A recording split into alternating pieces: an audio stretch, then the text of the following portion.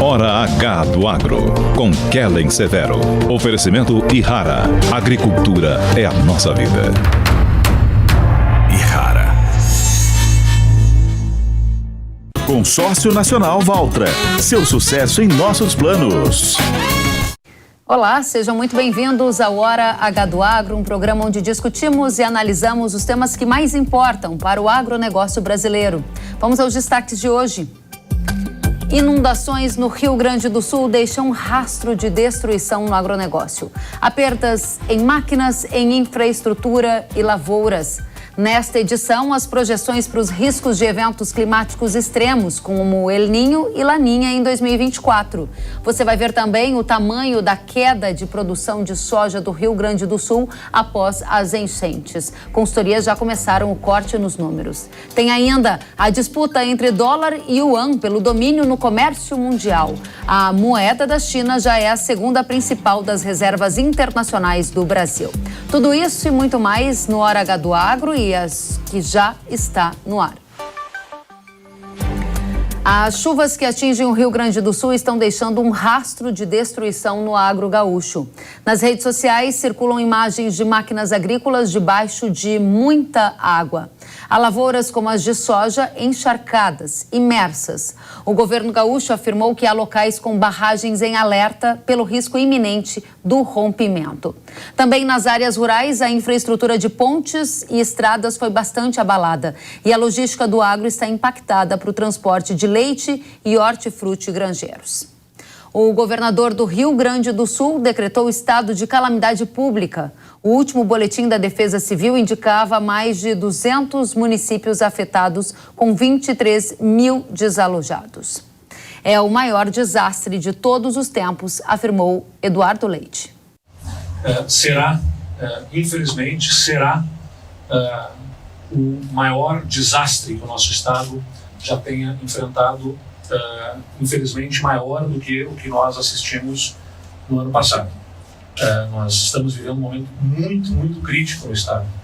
A diferença em relação ao que aconteceu no ano passado é que no ano passado, por exemplo, no momento crítico de setembro no Vale do Taquari, nós tivemos uma enxurrada, mas em seguida o tempo nos deu condição de entrar em campo para fazer socorro, resgate e salvar centenas de vidas naquelas condições. Neste momento, nós estamos tendo muitas dificuldades operacionais para colocar as equipes em campo, seja do Exército, seja da Brigada Militar, do Corpo de Bombeiros. Nós estamos tendo muitas dificuldades de fazer os resgates. Muitas dificuldades também nas áreas de agro e a gente vai agora detalhar tudo o que está acontecendo. Recebemos Gedeão Pereira, que é o presidente da Federação da Agricultura do Rio Grande do Sul. Gedeão, seja muito bem-vindo à Jovem Pan. Obrigado, Kellen. Quero cumprimentar a todos os ouvintes da Hora H do teu programa. Eu não diria uma satisfação estarmos aqui contigo, porque o motivo é absolutamente desastroso. É justamente essa fúria climática que aconteceu sobre o território gaúcho, notadamente na metade do centro do estado para o norte em direção a Santa Catarina, onde pegou todos os municípios e devastadoras inundações e com grandes prejuízos à população e, evidentemente, que aos produtores rurais daquela região. Muito bem, Gedeão, a gente vai precisar de você para entender no detalhe o tamanho, a proporção de tudo que está acontecendo aí, e vai se juntar a nós nessa conversa o Nassir Pens. Ele é vice-presidente financeiro da Gadolando, que é a Associação dos Criadores de Gado Holandês. Seja muito bem-vindo, Nassir. Obrigado, Kellen. Gedeão, não é nessas circunstâncias que nós gostamos de estar conversando, mas é necessário usarmos esses meios tão importantes como esse para que nós possamos entender e fazer a população compreender a dimensão, que é uma dimensão não comparável a outras situações. Então isso é muito preocupante, é desastroso no primeiro momento, a médio prazo, longo prazo, as sequelas serão enormes e nós todos precisamos nos reunir e nos unirmos para pensar nas melhores soluções para ao menos amenizar um pouco essa situação caótica. Muito bem, Nassir, obrigada a vocês, Gedeão, Nassir, por estarem conosco direto do Rio Grande do Sul, atualizando a situação no estado. Gedeão, neste momento, qual é a situação do agronegócio no estado? A gente sabe que há muitos desafios humanitários, que há muitos desafios em várias famílias. A gente vai aqui focar nesse setor que está representado nesse programa. Qual é a condição hoje? Eu quero cumprimentar o Nassir, primeiramente, por estarmos juntos aqui nesse momento tão difícil do estado do Rio Grande do Sul. E o que temos que ver é que ainda está muito cedo para medirmos os estragos em cima de tudo o que aconteceu no Rio Grande, ou que está acontecendo no Rio Grande, porque na realidade nós temos muitos municípios, Kellen, que estão isolados por quedas de barreiras, quedas de pontes, destruições de rodovias, municípios que estão com dificuldade, notadamente principalmente aqueles municípios da metade norte que são muito linkados ao gado de leite, onde estão Nassir, e muito também ligados à avicultura, à suinocultura, e esse pessoal hoje está com dificuldade de levar ração, porque inclusive por falta de combustível, se está faltando inclusive alimentação para a própria população que está em pleno desabastecimento.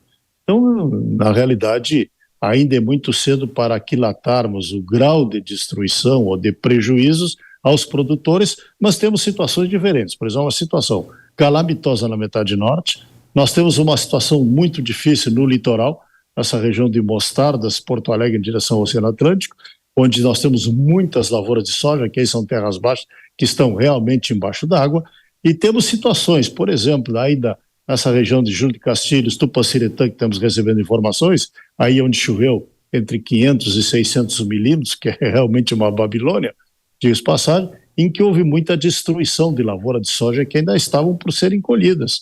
E um pouco menos desastroso na metade sul do Rio Grande, que é uma nova fronteira agrícola do nosso estado, em que a lavoura de soja, a nossa grande preocupação, que ela ainda foi pouco colhida, pela mesma razão, porque nós atrasamos a janela de plantio lá em outubro e novembro do ano passado, por esse mesmo fator climático, e empurramos a lavoura para frente, então a nossa colheita aqui, nesta região onde eu estou agora, está muito atrasada. E aí a preocupação é que, se o tempo não abrir, que possamos também vir a ter prejuízos, mas por outra causa, ou seja, o grão arder dentro da vagem, a vagem estourar, se perder produto e perder qualidade do produto. Mas ainda está, eu diria assim, que dentro de uma certa estabilidade em que nós estamos torcendo para que o tempo realmente melhore. A previsão ainda não é boa, teremos ainda chuvas a semana que vem, mas de qualquer maneira, ainda a metade sul ainda está um pouquinho melhor. Agora temos ainda também, evidentemente, que na lavoura de arroz, muitas lavouras embaixo d'água, principalmente nas costas dos rios, que também não sabemos ainda o volume de estrago que isso possa ter trazido a essas lavouras. Muito obrigada, Gedeão. Nassir, a situação dos pecuaristas, especialmente produtores de leite, qual é? É muito delicada, né? Muito delicada porque nós temos as perdas que aconteceram imediatamente com a chuva e os produtores de leite, eles são em regiões de encosta. E as regiões de encosta, elas têm uma característica de acumular água muito rapidamente, né? E essa tromba d'água, né, ela acontece e ela tem uma água que cria muita força e vai devastando, vai descendo e vai devastando. Nesse caso, nós tivemos uma situação ainda mais delicada, que é a intensidade e a persistência dessas chuvas fizeram com que os desmoronamentos dessas encostas acontecessem e fossem levando pontes, levando estradas, tornando locais de passagem verdadeiras crateras, né?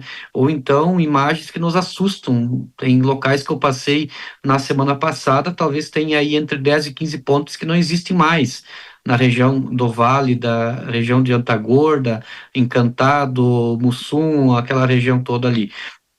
Então é assustador e nós temos hoje já em torno de 40% da nossa produção com alguma dificuldade de coleta, e a coleta é diária, a ordenha é 2, 3 vezes por dia. Então nós temos essa dificuldade enorme para, primeiro, daquelas perdas imediatas que já aconteceram, né? E na região baixa, a região de Estrela Lajeado, as propriedades estão literalmente abaixo da água, não se vê, as imagens mostram que não vê mais telhado, né? Tá tudo baixo da água. Rebanhos por completo foram com a água, se perderam, né? E o que não se perdeu vai adoecer, vai passar por pneumonias e tudo mais. Sim. E aí na região, depois de baixar a água, nós temos um problema que são as sequelas muito graves de acesso, né? Então tem propriedades que receberiam ração do mês, ontem, hoje, amanhã, não vão receber.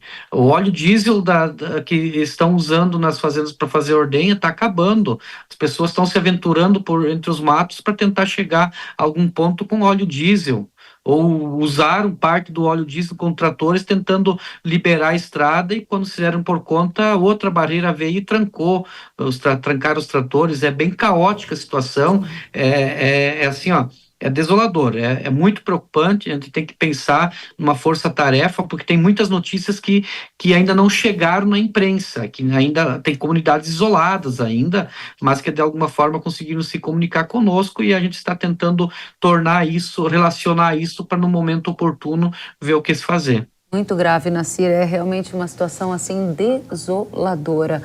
Agora, Gedeão, você trazia para a gente os relatos em relação às lavouras de soja que estão debaixo da água, ao tanto que ainda tinha para ser colhido e que não se sabe qual vai ser a qualidade, qual é a efetiva condição para fazer essa colheita.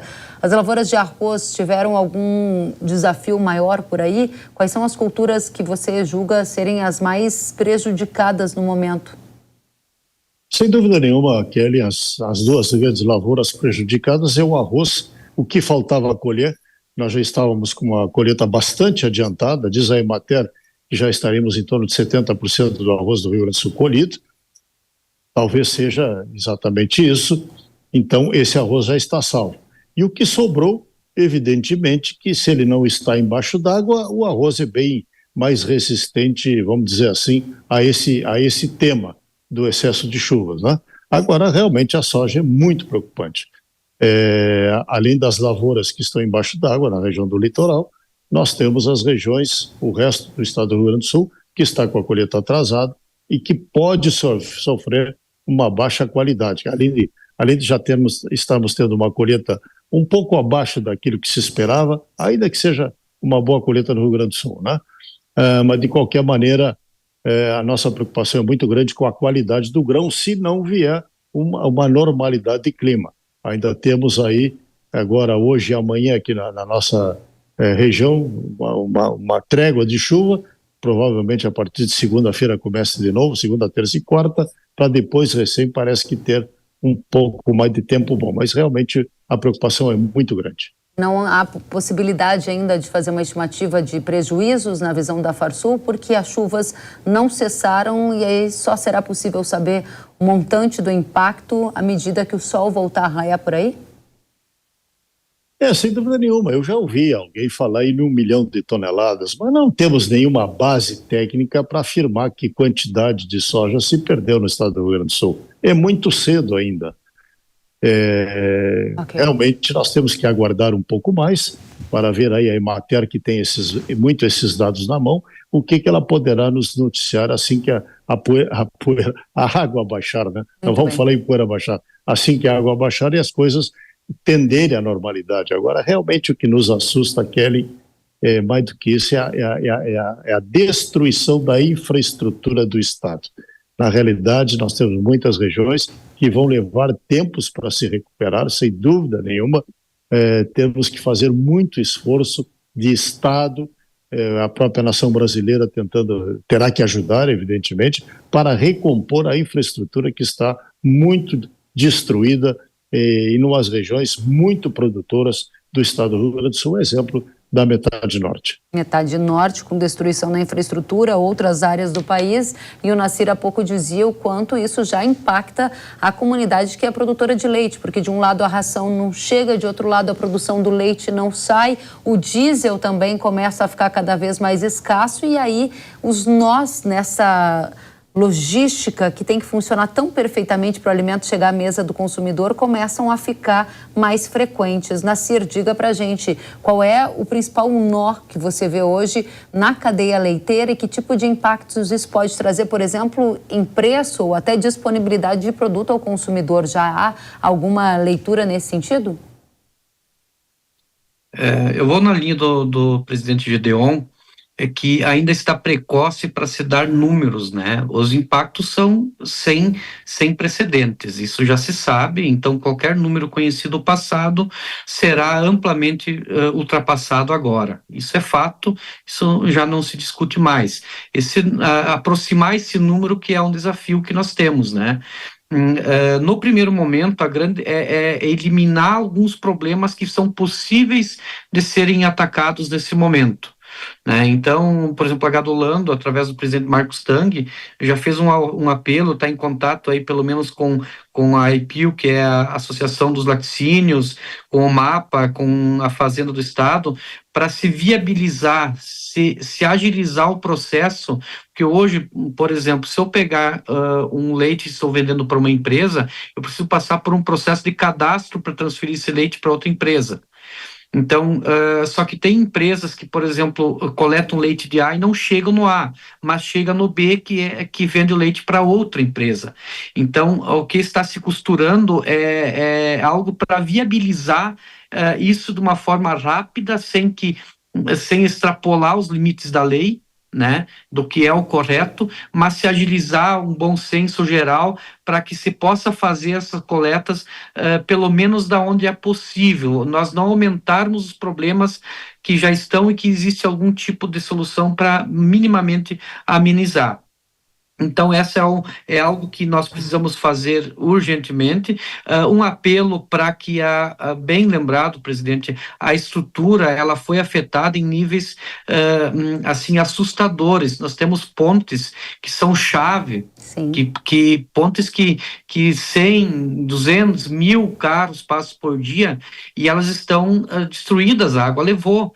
Então não tem o que fazer e elas estão em pontos estratégicos, né? Então chegando Lajeado, quem vem por Guaporé, Encantado, por exemplo, essa ponte me parece que ruiu. E é uma ponte grande que vai demorar muito para ser restabelecida e a volta para se chegar, fazer esse mesmo caminho, talvez aumente 300 quilômetros, né? Então, tudo isso é delicado.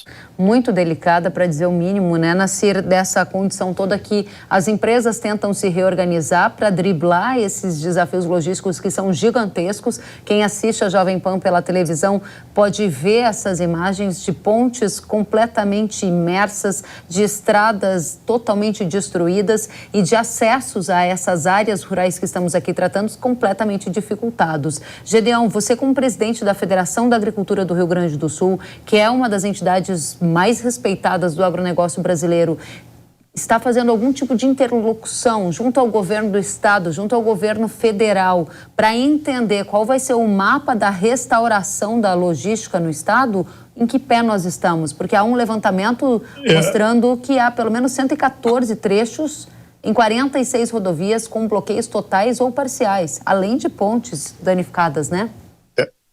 E realmente, Kelly, também não falamos num outro setor que nos preocupa muito, que é o setor de hortaliças, né? Porque, na realidade, a grande Porto Alegre, o estado do Rio Grande do Sul, é muito abastecido por essa região de Bento Gonçalves, Caxias do Sul, e que também está severamente comprometida por questões de logística. Nós não sabemos também se não vai haver um desabastecimento no estado desses outros produtos. Agora, realmente, este é o momento, Kelly, que quem está muito envolvido com o processo, não poderia ser diferente, são os governantes. É o governador do estado, Eduardo Leite, que está tomando todas as medidas cabíveis e possíveis, e numa primeira etapa eles estão solicitando helicópteros para o Brasil inteiro, quase, para salvar pessoas. A primeira etapa é salvar as pessoas, sem dúvida nenhuma. Depois vamos ver, no momento que passar a chuva, qual é o potencial de recuperação do estado brasileiro, que eu já não vou falar o estado gaúcho, é o estado brasileiro, que tem que auxiliar, evidentemente. O presidente da República já andou em Santa Maria anteontem, justamente olhando, e não conseguiu sobreviver à região porque o mau tempo não deixou, e prometendo recursos que até nos preocupam, porque os recursos prometidos ainda do ano passado, quando nós tivemos uma crise que não foi nem metade dessa aqui, até hoje não vieram. Ainda estamos com essa dificuldade. Vamos ver o que vai acontecer. Evidentemente que a nossa federação ela se põe numa situação de cobrança, porque nós não temos como recuperar a infraestrutura para que a logística possa caminhar, não nos cabe, mas nos cabe isto sim, o nosso sistema, tanto é que a nossa CNA também, através da pessoa do seu presidente, o presidente João Martins já entrou em contato comigo, colocando inclusive recursos, se necessário for, porque essa coisa vai muito longe depois. Nós temos que acudir os produtores rurais, que é onde nos toca, que além da infraestrutura, as dificuldades financeiras que vão ter essas pessoas, até na reconstrução de suas casas. Esses recursos que a CNA ofereceu, Gedeão, eles vão ser direcionados prioritariamente para quais necessidades, para que perfil de produtor? Evidentemente que serão produtores mais desprotegidos, notadamente os pequenos produtores dessa região toda altamente afetada, que nós teremos que ver que ainda que tipo de auxílio é que podemos fazer. Nós temos que deixar, Kellen, agora que as coisas voltem à sua normalidade para nós podermos aqui, fazer uma avaliação de tudo isso que está acontecendo. Okay. Mas sabemos que a vida do produtor fica muito prejudicada para os próximos meses, se eu não vou dizer próximos anos. Sim. E é nesse ponto que nós, Sistema CNA, Federação da Agricultura do Rio Grande do Sul, é que tem que ajudar na reconstrução, na recomposição desses produtores rurais. Nassir, a crise vivida pelo setor do leite agora se aprofunda dramaticamente no Rio Grande do Sul. Qual é a saída? O que você diz para quem nos acompanha? Infelizmente nós temos um cenário onde muitas propriedades pararam de produzir leite nos últimos tempos e isso vai se acentuar, essa curva vai subir mais do que vem subindo. Fica difícil você sentar com uma pessoa que foi afetada da forma como foi e vem sendo prejudicada pelas políticas de preço, como estão sendo nos últimos mais de ano já, né? De uma forma até muitas vezes quase que criminosa, né? E isso acontecendo isso tudo numa sequência tão curta de tempo vai tirar muitos produtores da atividade, infelizmente. Então nós precisamos sensibilidade, um pouco mais de sensibilidade com o setor. Todas as pessoas que estão envolvidas devem pensar um pouco sobre como fazer uma das atividades que mais emprega pessoas direta e indiretamente no nosso estado, que mais movimenta a economia em todos os municípios praticamente do estado. Ela não pode ser tratada ou olhada com pouco cuido, quase com desprezo em muitas situações por algumas entidades, algumas empresas. Então agora é a hora de entender o processo, de entender que é uma questão social, não só econômica, e logo vai se tornar uma situação econômica também, porque o desabastecimento de leite vai acabar encarecendo, né? O leite nas prateleiras, é um leite todo que vai vir de fora e ele vai ter situações bem chatas. Nós já temos situações, por exemplo, com indústrias grandes, cooperativas, com desabastecimento, por exemplo, de embalagens no dia de hoje. Embalagens que chegariam não vão chegar, porque a cidade está totalmente inacessível. Então, nós vamos ter muitas sequelas graves, não é brincadeira, não. Nós vamos passar por sequelas bem graves, logo, e nós precisamos pensar em conjunto, nós precisamos unir todas as cabeças pensantes aí, e pensar em algo rápido para situações de momento, e também já pensar em estratégias para médio e longo prazo. Muito bem. Né? Nossa equipe logo vai ter uma reunião, nós vamos pensar já internamente algumas soluções, algumas coisas que podem ser feitas para levar para reuniões maiores que devem acontecer logo em seguida, na semana seguinte. Muito bem, Nassir. Muito obrigada, Nassir Pens, que é vice-presidente financeiro da Gadolando, trazendo aqui relatos bastante importantes sobre risco de desabastecimento de leite em algumas regiões em função dessa dificuldade de produção, escoamento e até de embalagem lá no estado gaúcho. Lembrando que o sul do Brasil é um dos maiores produtores de leite aqui do Brasil. Agradeço também ao Gedeão Pereira, que nos alertou sobre os efeitos da grave situação logística no estado. Piora disso pode impactar o agro, além das perdas que devem ser contabilizadas nas lavouras de soja que ainda estavam por colher. Gedeão Pereira, presidente da Federação da Agricultura do Rio Grande do Sul, obrigada a você também. Agradeço aos dois por trazerem esse relato completo. A gente vai continuar nessa cobertura, desejando dias melhores a todos aí do Rio Grande do Sul. Voltem sempre. Obrigado, Kelly. Obrigada a vocês. Obrigado. E a gente segue em frente agora porque a gente tem detalhes de um levantamento do Instituto Nacional de Meteorologia que indicou que áreas do centro e do leste do Rio Grande do Sul registraram chuvas acima de 200 milímetros em 5 dias, o que está sinalizado no mapa aqui num tom mais acinzentado. Já estações meteorológicas da Agência Nacional de Águas revelaram que em algumas cidades gaúchas choveu entre 400 e 500 milímetros em menos de uma semana. É o caso de Bento Gonçalves e de Santa Maria e também de Soledade. Em Lagoa Vermelha, no norte do estado, o engenheiro agrônomo Carlos Della Valle compartilhou com o Hora H do Agro uma foto de um pluviômetro que atingiu o limite de 150 milímetros e transbordou de tanto que choveu na região. A gente vai agora entender o que vem por aí. Previsão do tempo, previsão de efeitos de El Niño e Laninha em 2024 com a Desirê Brant, que é meteorologista da Notus e nos faz companhia. Primeiramente, seja muito bem-vinda, Desirê.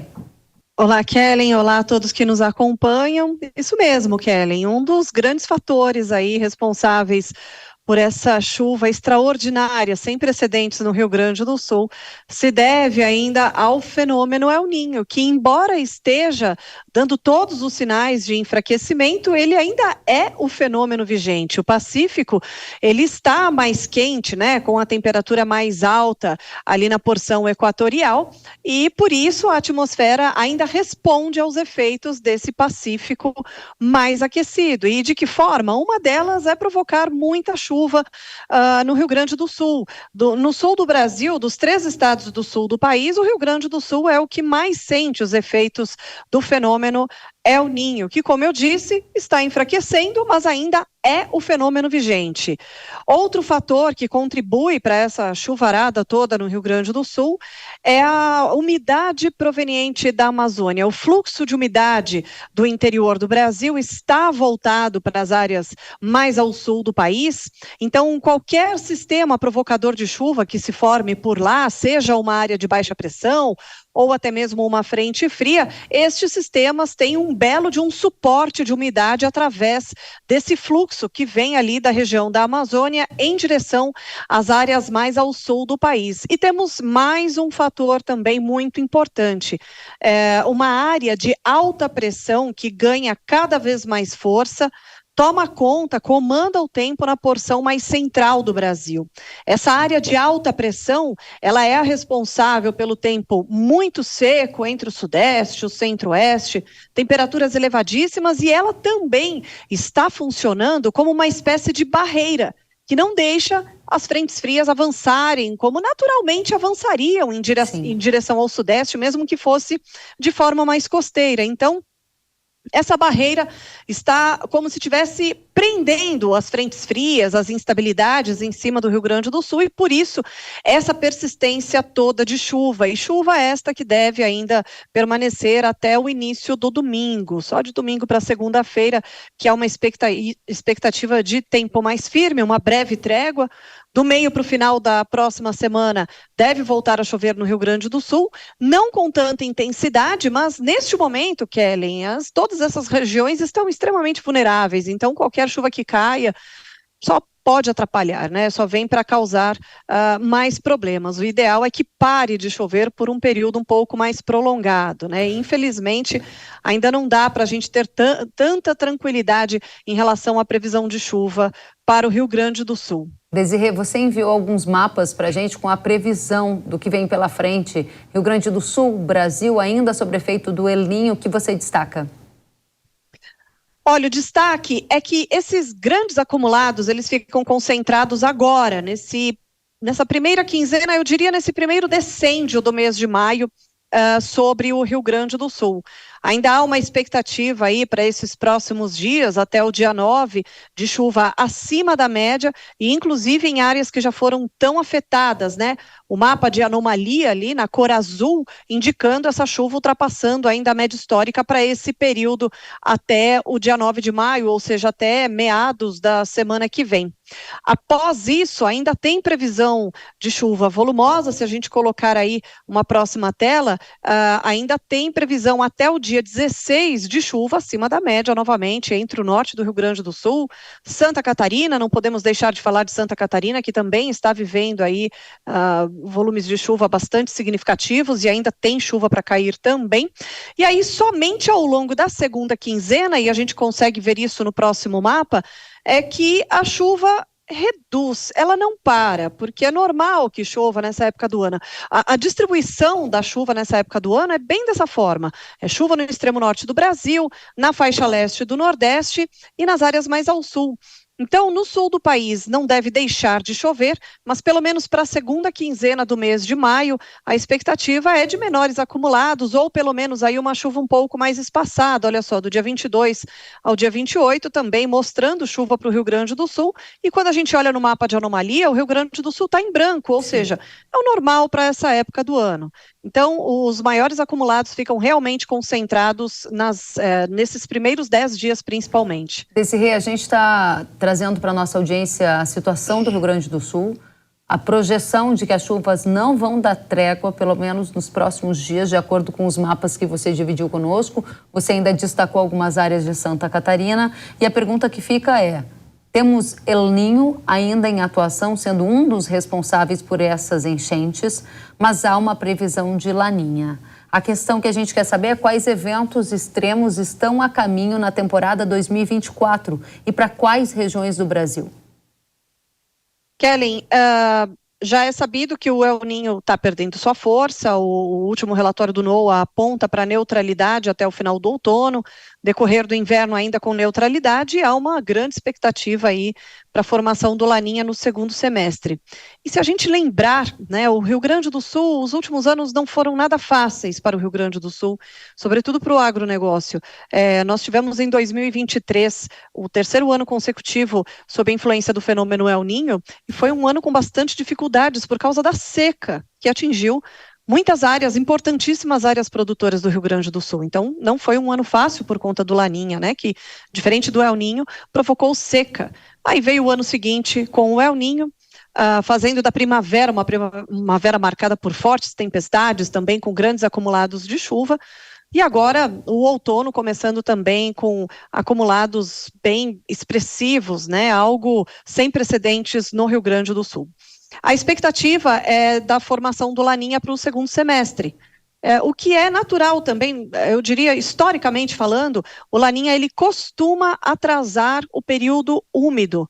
É claro, os modelos ainda não estão apontando, né? Se a gente olhar para os modelos de previsão mais estendida, eles ainda não enxergam esse efeito, né? Então, eles ainda estão dando a chuva acontecendo na hora certa, ali para o mês de outubro, no centro do Brasil, mas a gente não pode deixar de dar atenção para essa previsão para o decorrer dos próximos meses, porque o Laninha, ele historicamente traz o risco do atraso da chuva para a próxima safra de verão. Então, esse pode ser um dos efeitos. E tem também o risco, né, quando a gente fala em Laninha, em um verão para o Rio Grande do Sul, os produtores gaúchos, infelizmente, né, já estão acostumados que pode ser um ano aí com risco de seca. Desirê, a gente está aqui focando em eventos extremos como esse, dessas enchentes, dessas inundações.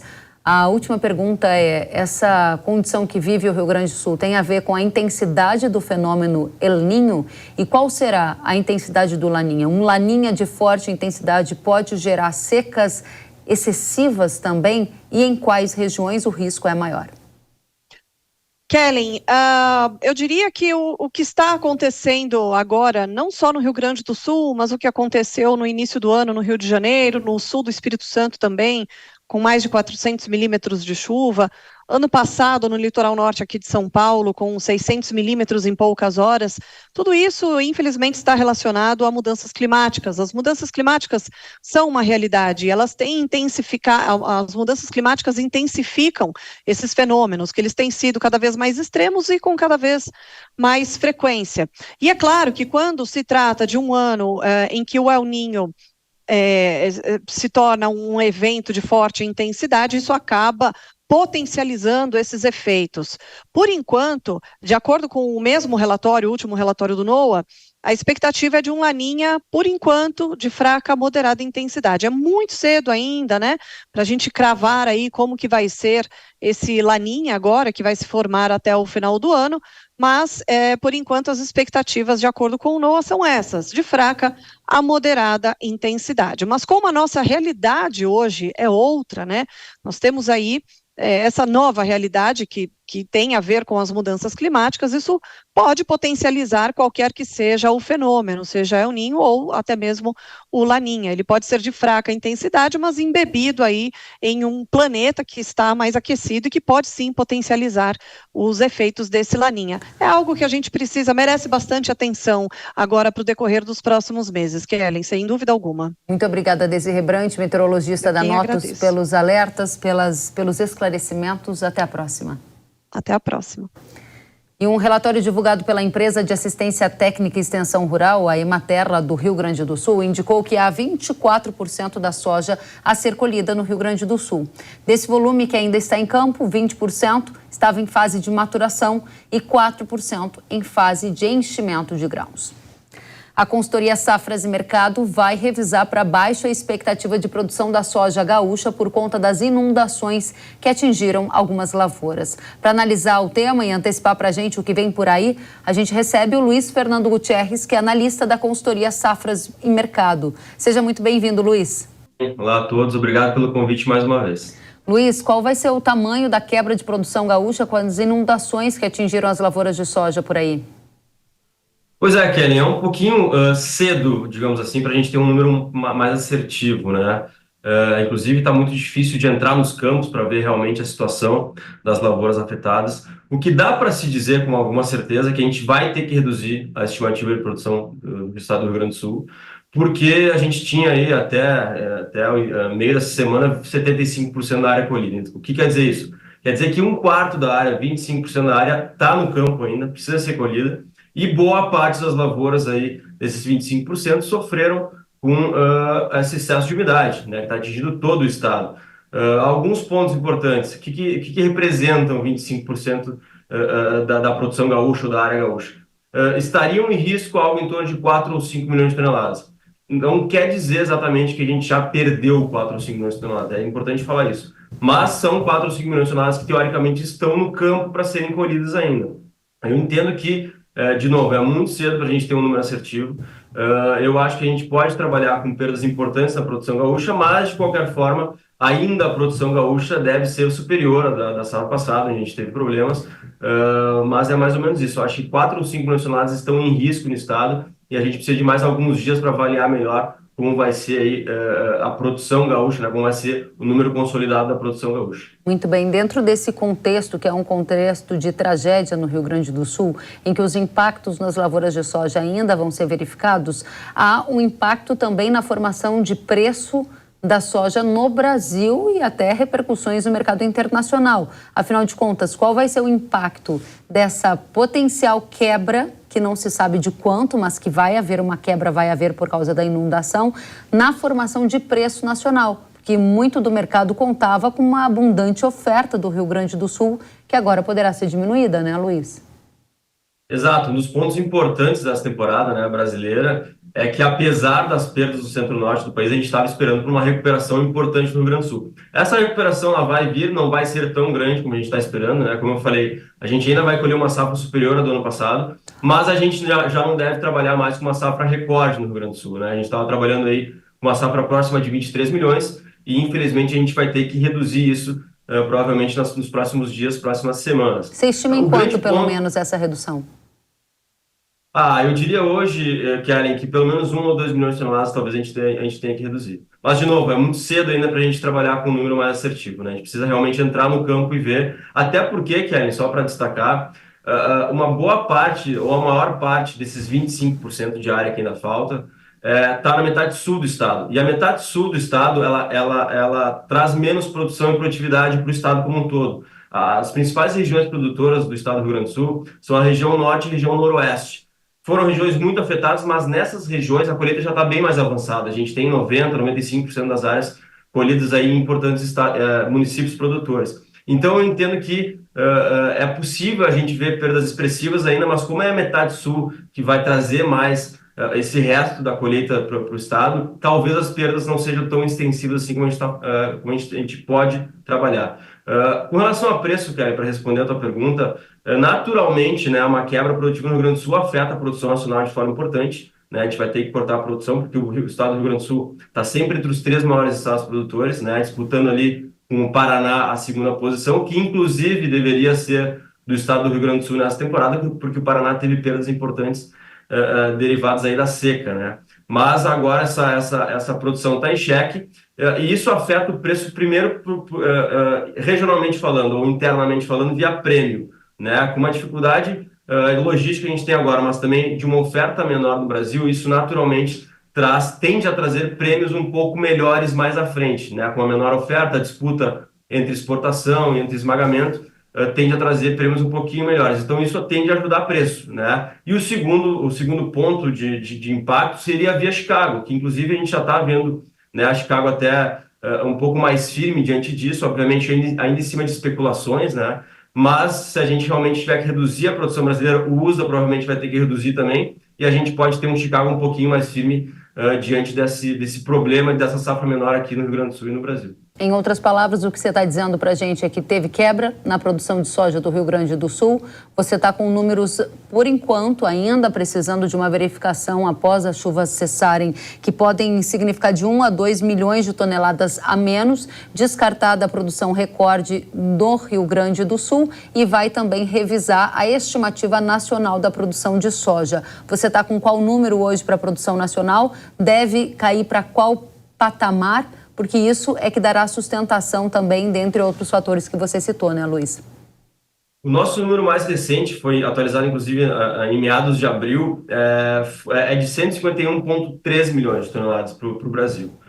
Digamos que, né, o estado do Rio Grande do Sul perca 2 milhões. A gente tem alguns ajustes para fazer ainda em outros estados brasileiros, mas eu diria que esses ajustes vão ser pequenos. Então, a gente retiraria 2 milhões, iria para 149,3 frente ao que a gente tem hoje, ainda muito próximo de 150, obviamente, trabalhando com esse cenário médio, digamos assim. Eu acho que para a gente perder 4 ou 5 milhões de toneladas, como eu comentei, que a gente entende estarem em risco, seria a pior das hipóteses. Acho muito difícil acontecer, mas, naturalmente, como eu falei, a gente precisa de mais alguns dias aí para ver a realidade das lavouras gaúchas aí que ainda precisam ser colhidas. Última pergunta, tem muita soja ainda para ser vendida, safra que está em curso. Muita gente esperava por preços mais altos. Infelizmente, uma tragédia no Rio Grande do Sul pode ajudar a formar preço de soja mais alto para quem ainda não vendeu. Essa é a leitura que você faz?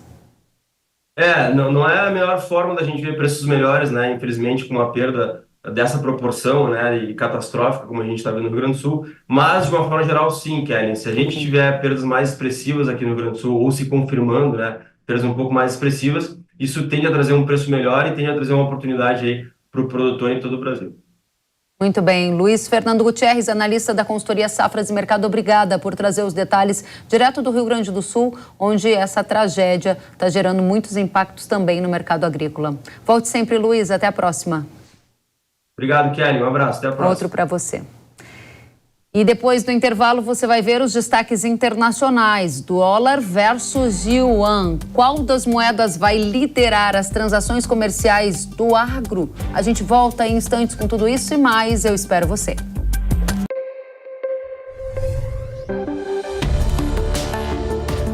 O agro, setor que movimenta a economia brasileira, gerando renda, emprego e oportunidades para toda a população. Hora H do Agro, com Kellen Severo.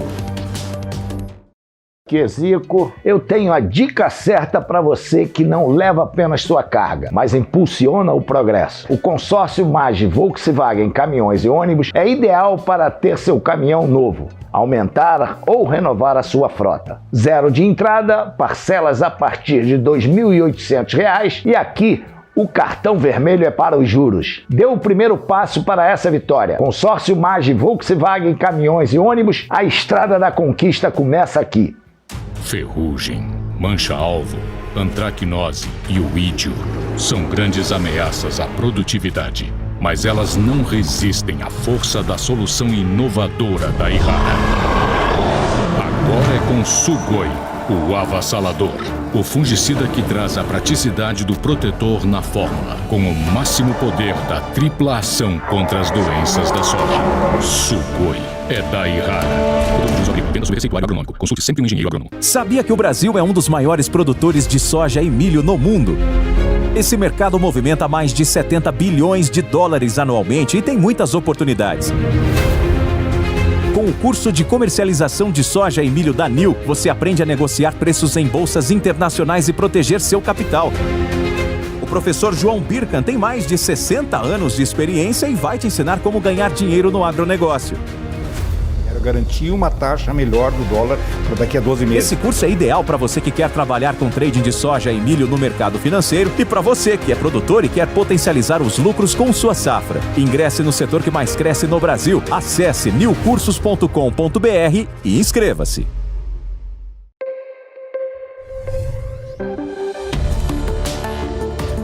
O agro, setor que movimenta a economia brasileira, gerando renda, emprego e oportunidades para toda a população. Hora H do Agro, com Kellen Severo.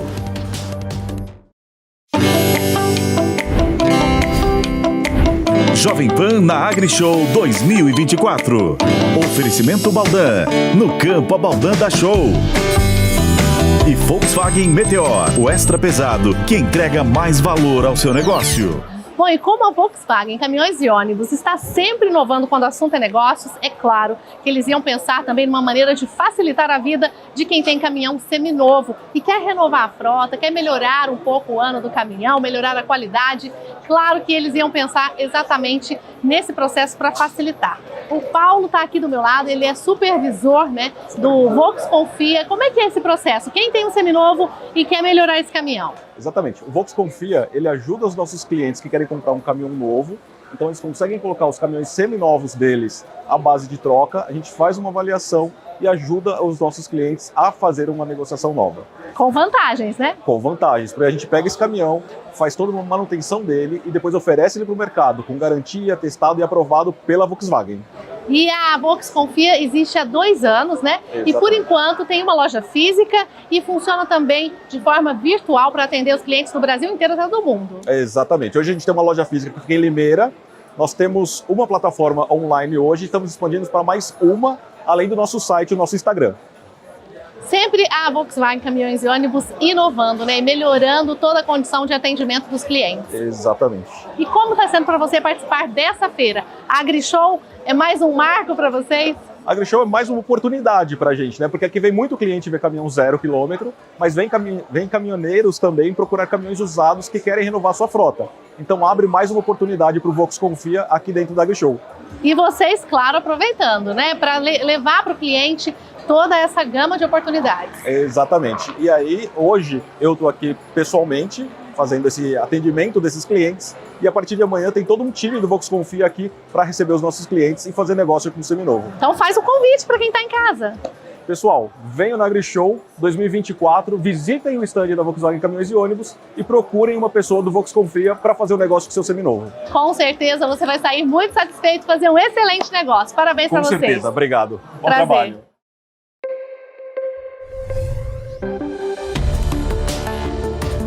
O agro, setor que movimenta a economia brasileira, gerando renda, emprego e oportunidades para toda a população. Hora H do Agro, com Kellen Severo. Estamos de volta com Hora H do Agro aqui na Jovem Pan News. Uma reportagem da agência de notícias Bloomberg revelou que os conselheiros do candidato para a eleição presidencial dos Estados Unidos, Donald Trump, estão avaliando formas de impedir que outros países deixem de utilizar o dólar, caso Trump seja eleito à Casa Branca neste ano. As discussões incluem eventuais sanções para países aliados ou adversários que realizarem um comércio bilateral em moeda que não seja o dólar. A matéria também lembrou que Brasil, Rússia, Índia, China e África do Sul, conhecidos em conjunto como nações BRICS, discutiram a desdolarização em um encontro no ano passado e que a equipe do ex-presidente avalia direcionar esse esforço especificamente para o bloco dos BRICS em um eventual segundo mandato. Trump disse que não permitiria que os países abandonassem o dólar, pois seria como perder uma guerra. A declaração foi dada à rede de TV americana CNBC em março. Vamos conferir. Eu odeio quando os países abandonam o dólar. Eu não permitiria que os países abandonassem o dólar porque, quando perdemos esse padrão, será como perder uma guerra revolucionária. Isso será um golpe para o nosso país, tal como perder uma guerra. E não podemos deixar que isso aconteça. E muitos países estão agora lutando para deixar o dólar. A gente lembra que no ano passado, os bancos centrais do Brasil e da China firmaram um acordo bilateral para usar uma conversão direta das moedas dólar e yuan. Isso significa que nas operações comerciais entre os países não é preciso o dólar como uma moeda intermediária. Em outubro de 2023, o Brasil e a China completaram a primeira operação comercial realizada somente com moedas locais, que foi realizada pela empresa de celulose Eldorado. Um relatório do Banco Central revelou que o yuan já era, em 2023, a segunda principal moeda das reservas cambiais do Brasil, superando inclusive o euro e colocando em xeque o domínio do dólar. Vamos conversar com Carlo Cauti, professor de Relações Internacionais do IBMEC. Professor, seja muito bem-vindo ao Hora H do Agro. Muito obrigado pelo convite, Kelly, é sempre um prazer. Da mesma forma. E a pergunta, para começar, é: o yuan está mesmo ameaçando o domínio do dólar no comércio global? Kelly, a declaração de Trump tem que ser lida no contexto das eleições americanas. No final do ano, teremos a decisão de quem vai ser o novo presidente dos Estados Unidos. Trump está se propondo para o eleitorado americano como o único homem capaz de voltar a permitir que os Estados Unidos voltem a ter a posição de primeira potência do mundo, e está mostrando ameaças que algumas vezes, está apontando ameaças que algumas vezes não sequer existem, porque o dólar continua sendo a principal moeda do comércio internacional. O yuan está tendo algum tipo de avanço, mas ainda muito tímido, como você bem falou. Hoje o yuan é a segunda reserva do Banco Central do Brasil, mas a primeira, o dólar, de uma proporção preponderante. Então, eu olho que o primeiro parceiro comercial do Brasil é a China. Então, mesmo tendo um parceiro comercial como a China, o Brasil ainda mantém, isso há muito tempo, né? A China, desde 2009, é o principal parceiro comercial do Brasil, mesmo assim, principal reserva do Brasil continua sendo o dólar. E lembrando que no passado já havia tido tentativas de de fazer transações comerciais tirando o dólar desta equação. O Brasil e a China, já durante o segundo mandato do presidente Lula, tinham assinado um acordo muito parecido com o acordo feito no ano passado e não tinha dado certo, não tinha vingado, porque os produtores brasileiros, que também são exportadores, eles, para mandar suas mercadorias para a China, queriam dólares em câmbio, em troca, né? Então, é muito difícil dizer se o yuan vai se tornar uma moeda, a moeda de referência do mundo, mas, segundo alguns analistas, o fato da não convertibilidade do yuan, o fato também que o yuan é uma moeda com câmbio manipulado pelo Banco Central chinês, e também a pouca transparência das próprias instituições chinesas e de dados macroeconômicos da China. Hoje não sabemos, de fato, nos detalhes como está a economia chinesa. Sabemos que está em crise, mas não sabemos qual é a dimensão dessa crise, impedem de utilizar o yuan como moeda de referência. Porque lembramos, para terminar, que a moeda principalmente deve fornecer uma coisa: é confiança. Confiança para os detentores desse ativo, que o valor desse ativo se mantenha mais ou menos estável no tempo. Você acha que essa confiança está crescendo e esse movimento que foi lento de uso do yuan nos últimos anos nas negociações comerciais, como por exemplo do agroexportador, tende a ganhar volume e talvez subir até numa proporção muito mais intensa?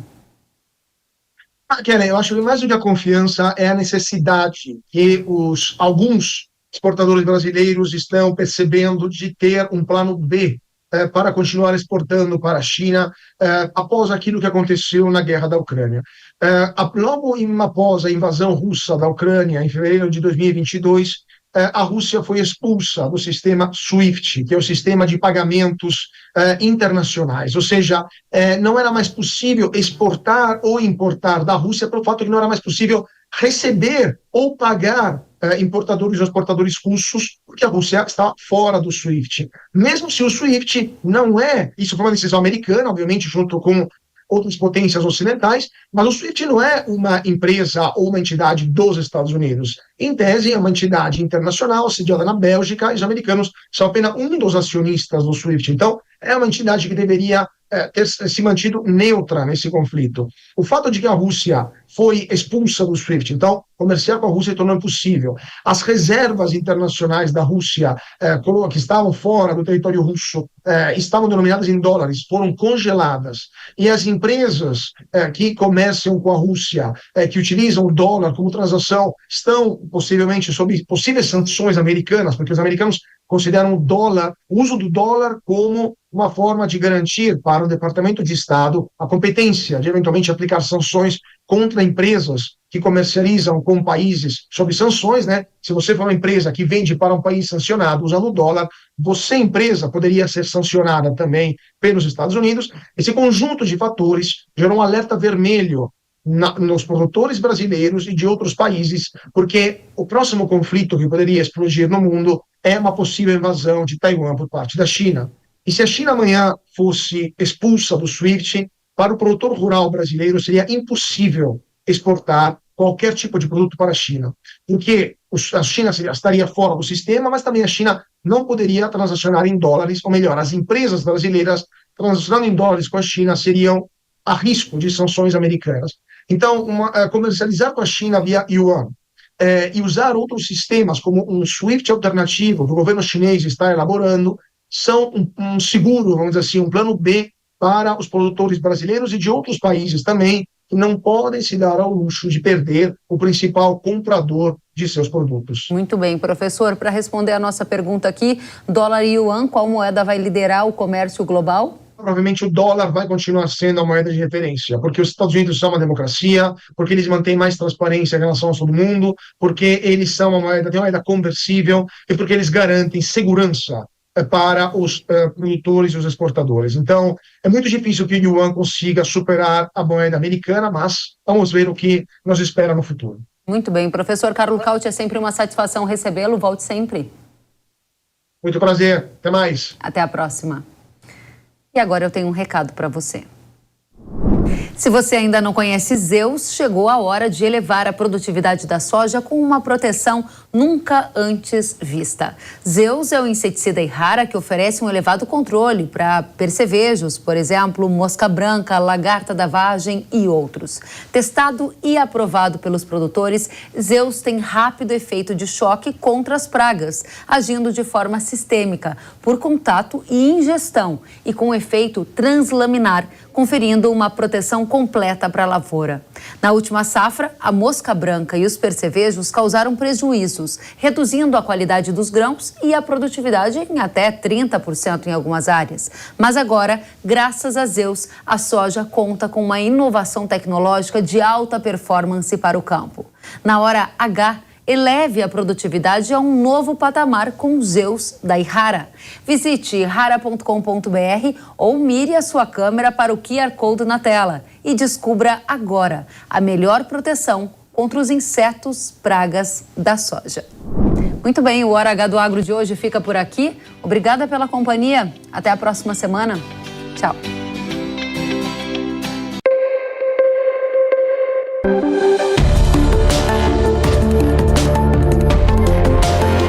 Hora H do Agro, com Kellen Severo. Oferecimento Ihara. Agricultura é a nossa vida. Ihara. Consórcio Nacional Valtra. Seu sucesso em nossos planos. Realização Jovem Pan News.